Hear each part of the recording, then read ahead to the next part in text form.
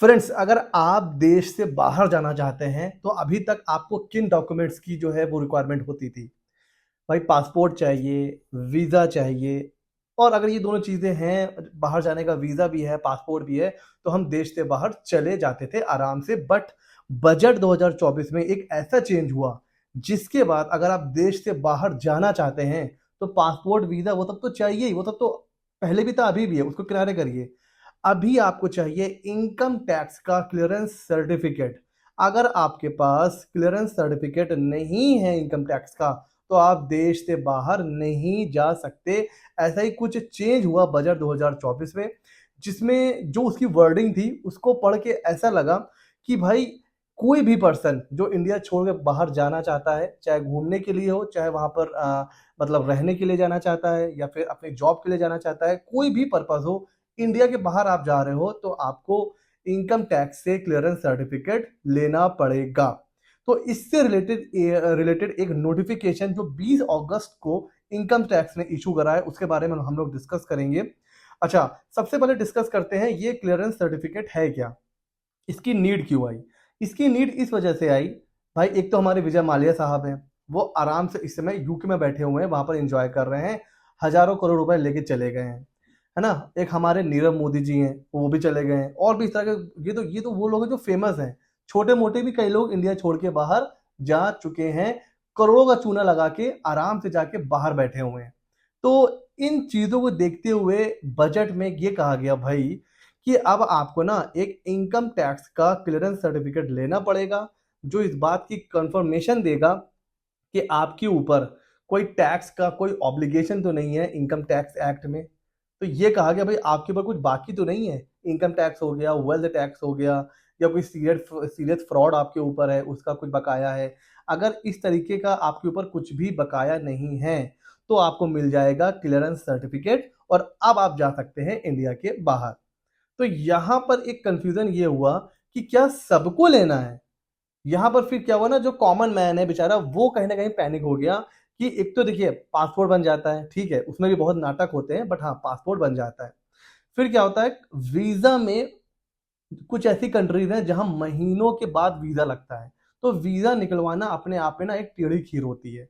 अब यहां पर लोगों को एक टेंशन ये होने लगी कि पासपोर्ट बनवाना है, वीजा की टेंशन, और एक नई टेंशन कि भाई अब हमें इनकम टैक्स से क्लियरेंस सर्टिफिकेट भी लेना है। तो यहाँ पर नोटिफिकेशन यहाँ पर इशू किया गया, और वो एक तरीके से क्लैरिफिकेशन देने वाला नोटिफिकेशन है कि ऐसा नहीं है कि जितने इंडिविजुअल रेजिडेंट इंडिया छोड़ के बाहर जाएंगे सबको लेना पड़ेगा क्लियरेंस सर्टिफिकेट। यहाँ पर कुछ कंडीशन है। पहला, अगर वो पर्सन, उसके ऊपर सीरियस फाइनेंशियल इरेगुलरिटीज चल रही हैं, ठीक है, the where the person is involve in a serious financial irregularities and his presence is necessary in investigation of cases, चाहे वो इनकम टैक्स का हो या फिर वेल्थ टैक्स का हो या इसी तरह के जितने भी एक्ट हैं, अगर उनमें ये पाया जाता है कि आपने कुछ फाइनेंशियल फ्रॉड कर रखा है और आपकी प्रेजेंस इंपॉर्टेंट है, एक तो उस केस में आपको लेना पड़ेगा क्लियरेंस सर्टिफिकेट।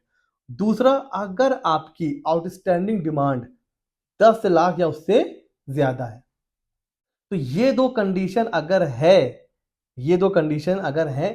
चाहे दोनों कंडीशन या दोनों में से कोई एक, ये कंडीशन अगर हैं तो ही आपको इंडिया छोड़ने से पहले आपको इनकम टैक्स से क्लियरेंस सर्टिफिकेट लेना होगा। पहला, आप किसी फ्रॉड में फंस चुके हैं, इन्वेस्टिगेशन चल रहा है, आपका होना इंपॉर्टेंट है। दूसरा, आपके ऊपर आउटस्टैंडिंग डिमांड है 10 लाख या उससे ज्यादा की, और ये किसी एक फाइनेंशियल ईयर में नहीं, अगर पिछले कई फाइनेंशियल ईयर मिला के भी 10 लाख रुपए हो गया तो भी आप इंडिया छोड़ के नहीं जा पाएंगे। पहले आपको लेना पड़ेगा क्लियरेंस सर्टिफिकेट। तो इन दो कंडीशन को आप अच्छे से याद कर लीजिए।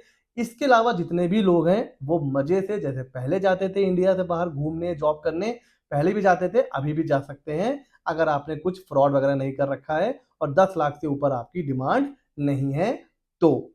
तो फ्रेंड्स, इसका देखिए स्टेप क्या होगा, बहुत ही सिंपल सा है। आपको पहले तो, अगर आपको क्लियरेंस सर्टिफिकेट चाहिए तो आपको रीजन रिकॉर्ड करवाना पड़ेगा कि आप ये सर्टिफिकेट क्यों क्यों चाहिए। आपको घूमने जाना है, रहना है, आप परमानेंट शिफ्ट हो रहे हैं, टेम्परेरी शिफ्ट हो रहे हैं, जॉब है, बिजनेस है ना, घूमने फिरने जा रहे हैं, तो आपको रीजन रिकॉर्ड करवाना है।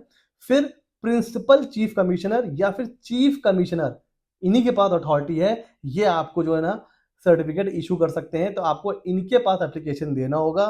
फिर जब अगर इनको सही लगेगा, प्रिंसिपल चीफ कमिश्नर और chief commissioner of income tax, इनको लगेगा कि हाँ आपकी एप्लीकेशन सही है और आप अच्छे जेन्युइन पर्सन हैं, आपके बाहर जाने से रेवेन्यू का कोई लॉस नहीं होगा, आप सब कुछ अच्छे से मतलब आप जाएंगे वापस आ जाएंगे, आप अच्छे इंसान हैं, अगर उसको सेटिस्फेक्शन लगेगा तो फिर वो आपको सर्टिफिकेट इशू कर देगा अंडर सेक्शन 230 ब्रैकेट में 1A। ठीक है, तो किसके पास पावर है? प्रिंसिपल चीफ कमिश्नर और चीफ कमिश्नर। रीजन आपको पहले रिकॉर्ड करना पड़ेगा एप्लीकेशन में, फिर अगर कमिश्नर को लगेगा कि हाँ भाई ठीक है आपको देना चाहिए क्लियरेंस सर्टिफिकेट, तो वो आपको क्लियरेंस दे देगा। ठीक है, तो जो एक मिसकंसेप्शन हो गया था कि every resident need to obtain ITCC, वो गलत है। सभी को आईटीसीसी नहीं लेना है। आईटीसीसी मतलब इनकम टैक्स क्लियरेंस सर्टिफिकेट सभी रेजिडेंट को नहीं लेना है। जो उन 2 कैटेगरी में फॉल करेंगे जो भी हमने डिस्कस करी है, सिर्फ उनको लेना है क्लियरेंस इनकम टैक्स से। तो फ्रेंड्स, कैसा लगा ये वीडियो हमें जरूर बताइएगा। ऐसे ही मजेदार और इंफॉर्मेटिव वीडियोस हम लोग अपने चैनल पर लाते रहते हैं। अगर आप नए हैं, नीचे है सब्सक्राइब बटन, सब्सक्राइब कर लीजिए। मिलते हैं अगले नॉलेजेबल वीडियो में।